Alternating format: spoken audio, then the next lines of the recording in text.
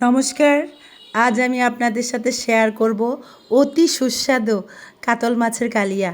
এই বিশেষ রান্নাটি আমি আমার বোনের কাছে শিখেছি, যা খেতে সত্যিই অসাধারণ হয়। চলুন দেখে নেই পুরো প্রস্তুত প্রণালী।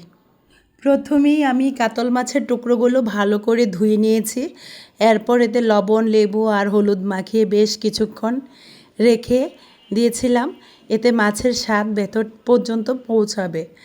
এখন কড়াইতে তেল গরম করে মাছগুলো লালচে করে ভেজে তুলে নিয়েছি। মাছ ভাজার তেলেই আমি ফোড়ন দিচ্ছি তেজপাতা, দারচিনি, এলাচি আর সাদা জিরে। মশলার সুগন্ধ বের হলে এতে দিচ্ছি পেঁয়াজ কুচি। পেঁয়াজটা লালচে হয়ে এলে যোগ করছি অল্প রসুন বাটা। রসুনটা যখন ভাজা হয়ে গেলে দিয়ে দিচ্ছি একটু কিশমিশ, আগে থেকে তৈরি করে রাখা মশলার মিশ্রণ। এতে আছে আদা বাটা, জিরে বাটা, হলুদ আর মরিচের গুঁড়ো।